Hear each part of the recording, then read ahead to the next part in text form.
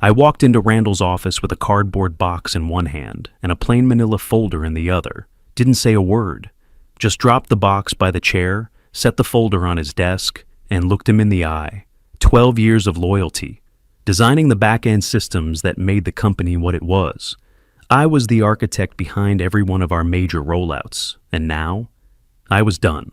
Randall Cates leaned back in his leather chair, grinning like I'd just handed him a birthday card. He flipped open the folder, scanned the first page, and actually laughed. "You're serious?" he asked, still smirking. "Good luck finding another job at your age in this field." "You're 48, Nate." He leaned forward, elbows on the desk, like he was giving me a friendly little tip. "This industry chews up guys like you after 45. You really want to start over now?" That smug bastard. He'd been doing this for years, taking credit for my work, parading it around at conferences like he built it himself.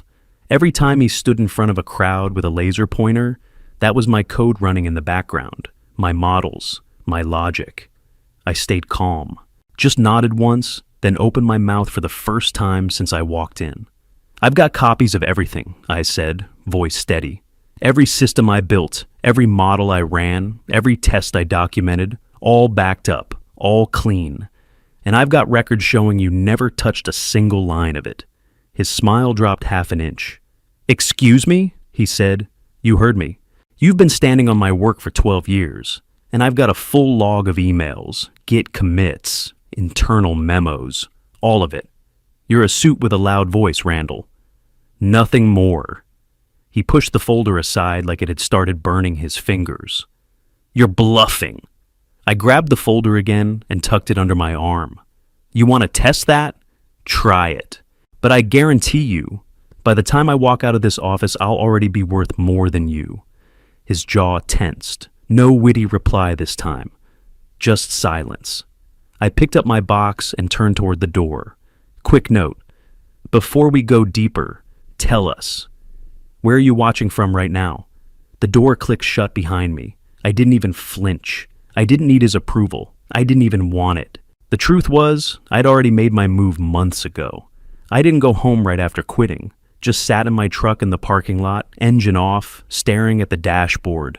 My hands were shaking, but not from nerves, from pure, controlled fury. That moment wasn't born today. It had been building. It started 9 months earlier, at our annual company retreat in Lake Geneva. Fancy lodge, white tablecloths, open bar, the kind of event where executives pat each other on the back for work they never did. I wasn't even supposed to be in the conference room that afternoon. I came back early from lunch to grab my charger, and that's when I heard it. Randall standing in front of the board, pointer in hand, smiling like a damn prom king. "The real breakthrough," he said, tapping the slide, "was the adaptive load balancing framework. That's what let us handle the seasonal volume spikes across hubs. I designed it to account for weight variance, route priority, and weather delay risk. It was a grind, but worth it. I froze. That wasn't just a lie. That was my work, my exact model. I'd spent 9 months developing it, testing it, breaking it, rebuilding it from scratch. He didn't even understand how it worked. I'd had to draw him a flowchart once just to explain what a constraint relaxation loop was. I backed out of the room without a sound. That night, I started a folder on my personal cloud. No labels, no tags, just a string of random characters as the name. Inside it, I started dropping everything.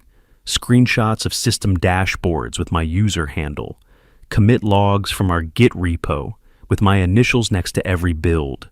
Emails where Randall asked me to simplify the explanation so he could present them better. Voice memos I'd recorded during late-night work sessions, talking through model logic out loud while coding, and time-stamped documents, drafts, revisions, tests, every line of proof that it was mine. From that point on, every time he asked me to explain something one more time, I logged it. I made notes. I built timelines for every feature I built that he pitched as his own. It was obsessive. I knew that. I knew, but I wasn't going to be the silent guy in the background while he collected praise for something he couldn't even spell correctly. Couple weeks later, I started digging through our internal HR policies. Buried in the employee agreement was a line about intellectual property. Anything developed outside of work hours using non-company equipment could be classified as personal research. So I got to work. I rewrote part of our policy doc under the section about independent innovation, worded it clean, no red flags, just enough to carve out protection for personally funded research contributions. I ran it past Randall one afternoon, said it was a legal formality to update our compliance with vendor contracts. He didn't even read it, just signed the digital approval and moved on. That was the moment I knew he saw me as harmless, a background tech guy, a glorified IT grunt with no spine. He'd never imagined I could gut his entire reputation from the inside out. He was wrong. 2 days later, I encrypted the folder and backed it up to 3 separate locations. 2 clouds and a physical drive I kept at home, locked in a case. I didn't plan to use it right away. I wanted it ready, clean, ironclad. And every time Randall walked into a meeting after that, bragging about his strategy or his method, I didn't say a word. I just watched, listened, documented. I could wait. I had time. And he was digging his own grave every damn day. By the time I had that folder sealed and backed up, I knew exactly where this was heading. I just didn't know how fast it would all fall into place. It was a Thursday, mid-June. I was at a supply chain tech expo in Nashville, on company time, of course, standing by our booth like a damn prop, while Randall talked nonsense to investors. I took a break, walked the floor, tried to breathe. That's when I ran into her, Tasha Keene, head of development at Argonne Systems. Our #1 rival and the only team whose software had ever come close to ours. She recognized me first. "You're Nate Kessler, right?" she said. "I've been trying to figure out who the hell actually builds the stuff your company keeps hyping." She didn't smile when she said it, just stood there, arms crossed, watching me. "I build most of it," I said. "Most of it?" 98%. Randall puts his name on it. That made her smile. We talked for 20 minutes by the coffee station, real tech talk, no fluff, no buzzwords. I mentioned a few feature quirks in our model that only the actual architect would know. She didn't ask for files or proof. She didn't need to. A week later, she emailed me, said she was heading back to Milwaukee the next day and wanted to grab coffee if I was around. We met at a diner off in 94. No suits, no laptops. Just 2 people who spoke the same damn language for once. I didn't show her any code, didn't name any clients or leak anything confidential. But I gave her enough design logic, infrastructure patterns, key problem-solving approaches that she knew I was the real deal. By the end of the meeting, she looked me in the eye and said, "If you ever want to build something that actually matters, come talk to me." I didn't take it lightly. That night, I pulled out my legal documents, reread every line. There was no non-compete, no IP clause that held water, especially with the new language I'd snuck into the policy doc. I met with a lawyer 3 days later, just to be sure. She went through everything, word by word, and gave me the green light. So I started prepping. I moved my backups offline, cleaned up metadata, logged every file with timestamps. I wrote up development notes for each core model, what I'd built on company time versus what I'd done on my own hours, on my own gear. I even had screenshots of Slack messages where Randall asked me for presentation notes 5 minutes before going live. 2 months later, Tasha called again. "We're offering you CTO," she said. "You'll have full build freedom, your own team, and real ownership." It didn't take me long to say yes. I didn't announce it right away. I played it cool, kept showing up at work, kept doing my job, even helped Randall prep for a webinar. Meanwhile, I worked nights and weekends lining everything up. Contracts, move logistics, onboarding with Argonne's legal. Then came the day.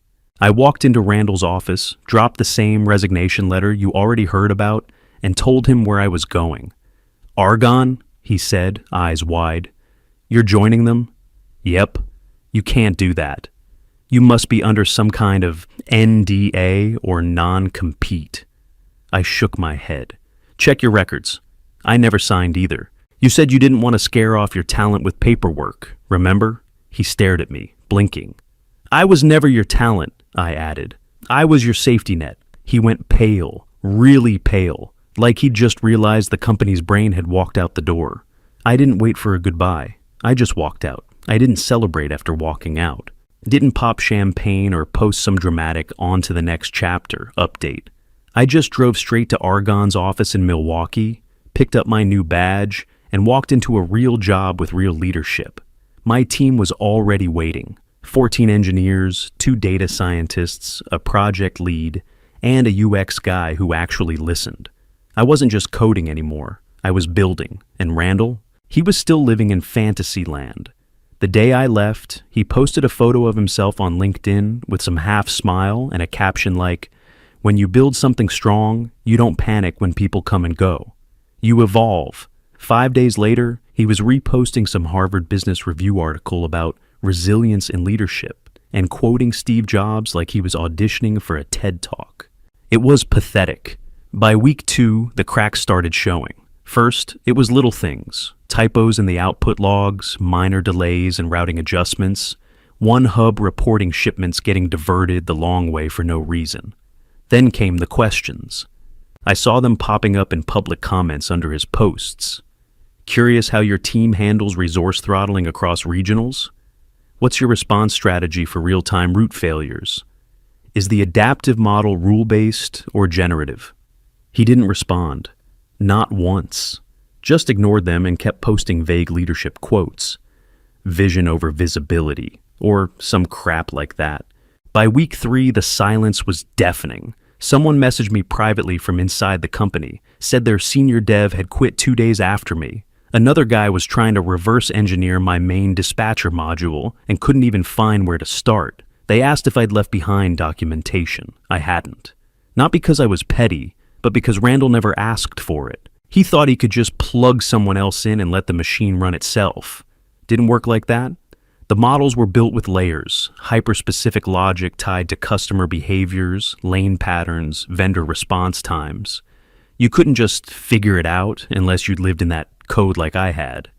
By week 4, the clients noticed. Big ones, high-paying ones. One Fortune 100 client sent a formal complaint.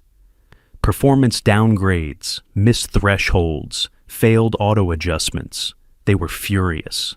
Another asked why delivery windows were slipping, and tracking pings were showing inaccurate data. Someone from support blamed a minor system recalibration. The client didn't buy it.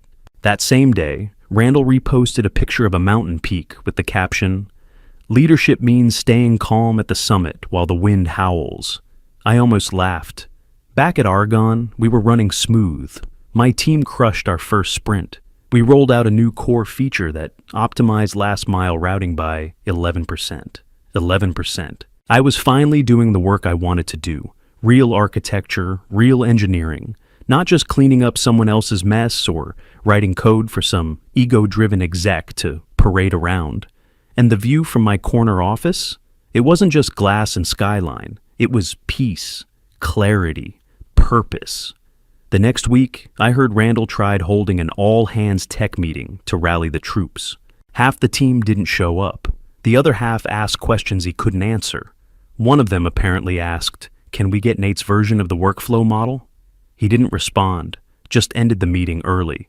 Another engineer reached out to me privately, not to ask for help, but to say thanks. Said seeing me walk out made them start applying for better jobs too. Randall had spent 12 years stepping on people like me, thinking we'd never leave, thinking we needed him. Turns out, we didn't. He needed us. People were reposting clips from the panel, tagging Argonne and quoting lines from my breakdown. A guy from Intel called it the most clear-eyed logistics explanation he had heard in years. One of our interns made a meme of Randall's face during my talk. It went viral inside our Slack in under 10 minutes. That was Tuesday. A few days later, I was sitting 5 rows from the stage at the Global Optimization Forum, arms crossed, badge clipped to my blazer, trying not to laugh. The ballroom was packed, over 2,000 execs, engineers, researchers, all here for the main stage keynote. Randall Cates was the opener, front and center. Big screens on both sides of him, name in bold letters. CEO, Brightload Technologies, revolutionizing adaptive logistics. He walked on stage like he belonged there. Smooth suit, fake confidence, The usual. His opening was polished enough. Generic stuff, pushing boundaries, redefining efficiency, leveraging data for smarter freight solutions. You could have swapped him with a TEDx speaker, and no one would have noticed the difference. But then came the Q&A. First question, front row. Can you walk us through the real-time decision logic in your predictive routing layer? Randall smiled. That's built into our proprietary system, but at a high level, it uses feedback to dynamically adjust based on congestion signals. Second question, which statistical model handles the uncertainty layer? Bayesian inference? Monte Carlo? He blinked. It's a hybrid model. A bit of everything. We believe in flexibility. People started shifting in their seats. Third question, from a woman with a Stanford badge. I looked at your white paper. One of the routing graphs you showed, those weight distributions are mathematically impossible. The load balance doesn't converge. Randall chuckled. Well, I guess impossible depends on perspective. That's when the murmurs started. A guy behind me whispered, "He's dodging." Someone else said, "He's cooked." And then it happened. From the middle of the auditorium, Tasha stood up. Her voice was sharp, calm, and cut through the room like a blade. "Actually," she said, "I think our CTO can explain the models Mr. Cates' referencing." Heads turned. She nodded toward me, and just like that, the spotlight shifted. Randall looked like he'd seen a ghost. I stood up slowly, buttoned my jacket, and walked past 2 full rows of executives, all eyes on me. I didn't stop, didn't look back, didn't even glance at him. I just stepped up onto the stage and took the mic. "Let's clear a few things up," I said.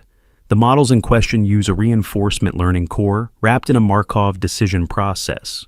The weight distributions she mentioned, they converge when you factor in temporal variance and route history, assuming you built your system to learn from both."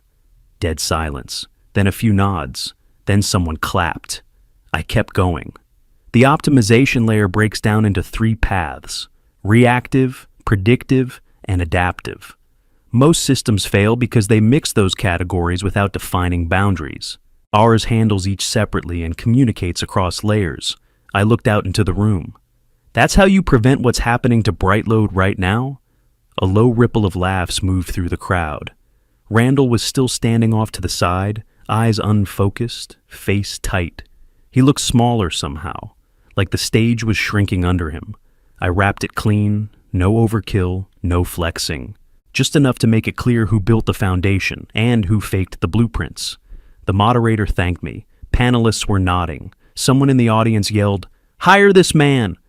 I handed back the mic and walked straight off the stage. Randall didn't say a word.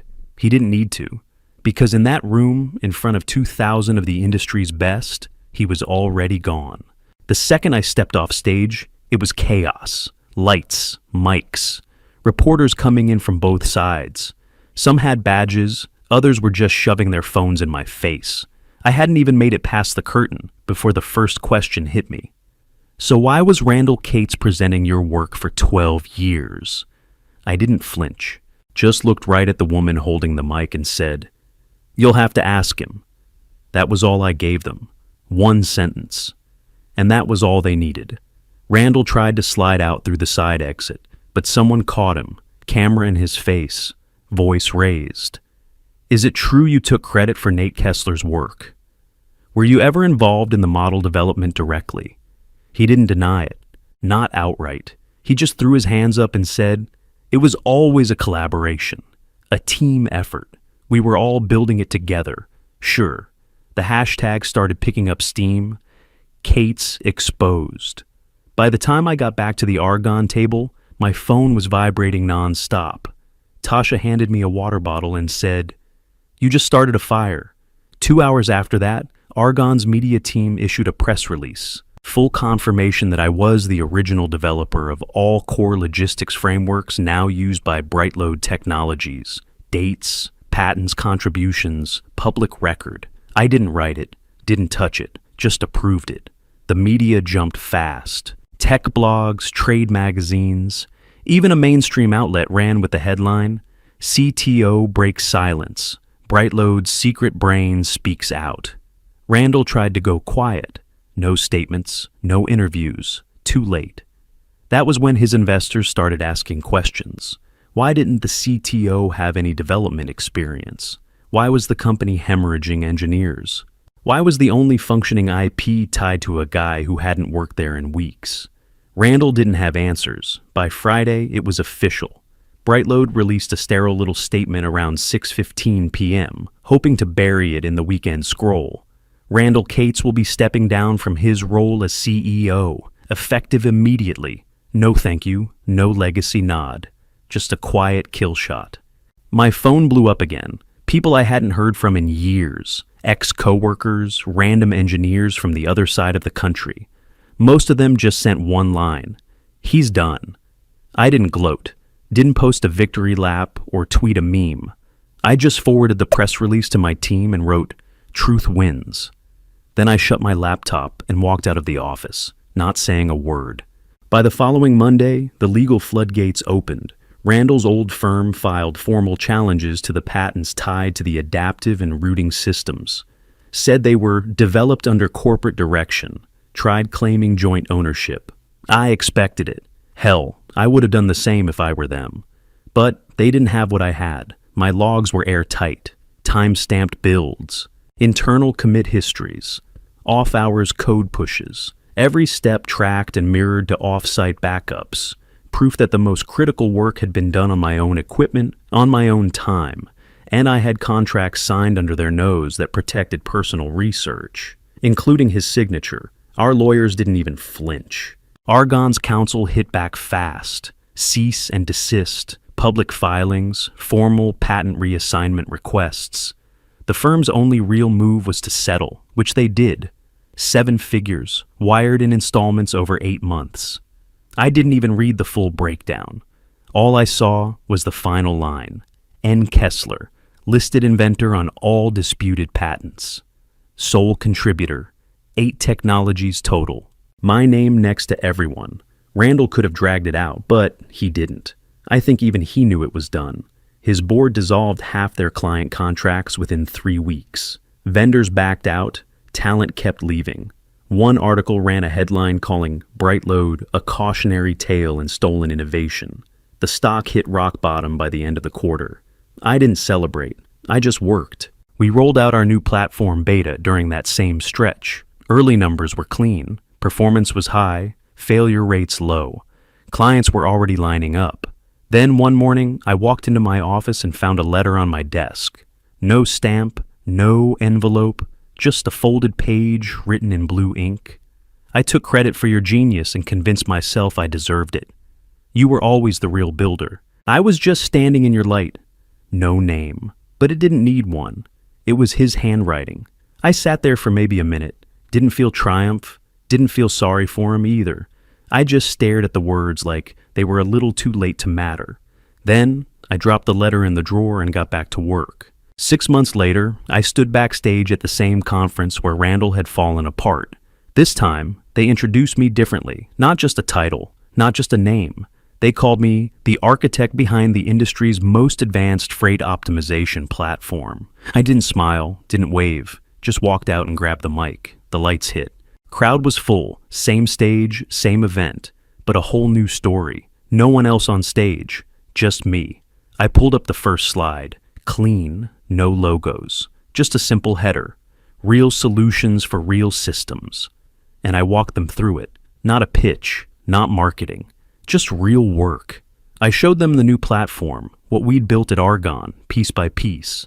I laid out the logic paths, the adaptive layers, the correction loops, showed real-world examples, graphs, error drops, efficiency gains. I didn't use a single buzzword, not once. Every sentence came straight from the late nights I spent debugging code while Randall slept. From weekends I lost chasing logic trees he never even knew existed. From the 100 times I almost quit, but didn't. The crowd was locked in. You could feel it. 2,000 people, dead quiet, just listening. And when I hit the final slide, the last line of code behind the routing engine, I paused. Gave them a second to breathe. Then came the applause. Not polite clapping. A real full standing ovation. I looked out over the room, and yeah, it hit hard. Not because of the noise, but because it was mine. Every bit of it. No one else standing next to me. No one stealing credit. No one twisting it into some fake vision speech. I stepped off stage, heart pounding. Not from nerves, but from finally feeling seen. Tasha was waiting in the wings. She didn't say much, just looked me in the eye and said, "You earned every bit of this." I nodded. That's all I needed. I wasn't just visible now. I was undeniable. And the best part? I never had to raise my voice. Never had to fake a thing. I just did the work, walked away, and let the truth do the talking.